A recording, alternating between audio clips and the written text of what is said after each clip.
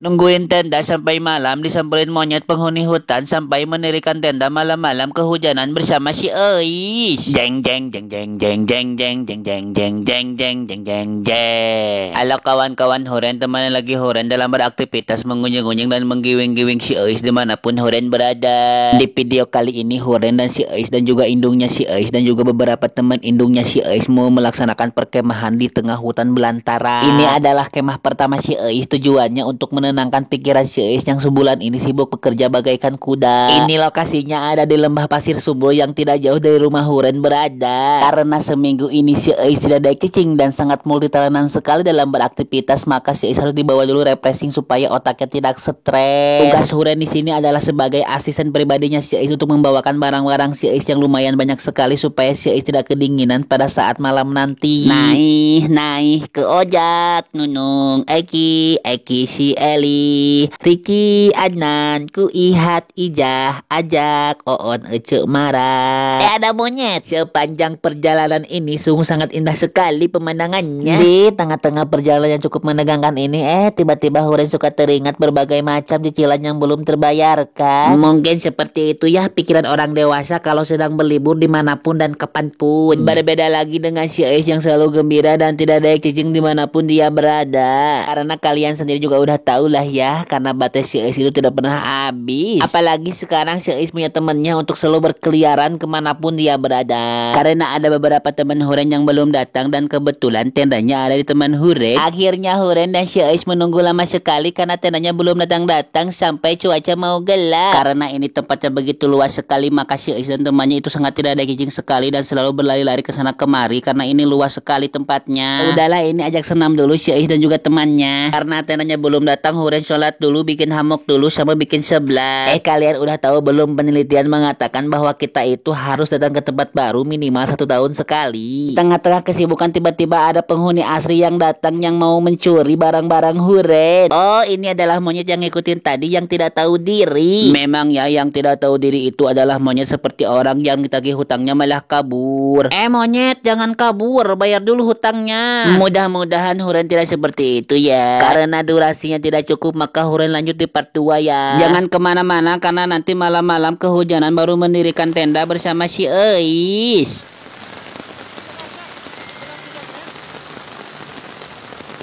Oh ya ampun, malam-malam kedinginan kehujanan di hutan belantara di kemah pertamanya si Eis. Jeng jeng jeng jeng jeng jeng jeng jeng jeng jeng jeng jeng jeng jeng jeng. Halo kawan-kawan Huren, teman lagi Huren dalam beraktivitas mengunjung-unjung dan menggiwing-giwing si Eis kemanapun Huren berada. Di video part 2 ini Huren mau melanjutkan kegiatan Huren dan si Eis dan juga inungnya si Eis dalam berkemah ketika mau malam tapi belum mendapatkan tenda. Hingga akhirnya teman Huren pun datang dan langsung mendirikan tenda di tengah hujan yang deras seperti ini. Begitu senangnya Huren yang masih bisa melihat si Eis tertawa dan juga bahagia. Tak lama hujan pun reda, Huren dan kawan-kawan dan juga si Eis langsung membuat makanan karena lapar, belum makan sejak kelas 6 SD.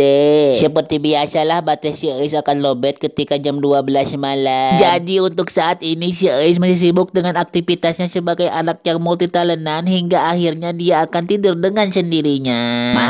Juta gentar membela yang bayar. Setelah sholat subuh pagi pun tiba dengan pancaran sinar kehidupan. Banyak yang bertanya kepada Huren apakah tidak khawatir membawa si Eis yang anak multitalentan itu untuk berkemah di hutan belantara. Ada beberapa tips supaya aman dan nyaman membawa si Eis ke hutan belantara. Yang pertama, jangan lupa kasih makan si Eis ketika dia lapar karena khawatir sewaktu-waktu dia bisa pingsan. Yang kedua, jangan biarkan si Eis tidur sendirian di hutan apalagi ditemanin sama macan. Selalu temani si Eis kemanapun dia berada karena khawatir dia selalu masuk ke tenda orang. Yang ketiga, jangan sampai biarkan si Eis beli tiket sendirian karena khawatir dia tidak bisa bayar. Pada intinya mau di rumah ataupun di tenda sekalipun segala keperluan harus disiapkan. Sebenarnya Huren sangat senang sekali membawa si Eis kemah seperti ini karena si Eis kan baterainya tidak pernah lowbat. Untuk itu dia akan bergerak ke sana kemari sesuai dengan keinginannya. Apalagi ditemani dengan teman-teman si Eis yang juga lumayan aktif. Baby shark baby shark baby shark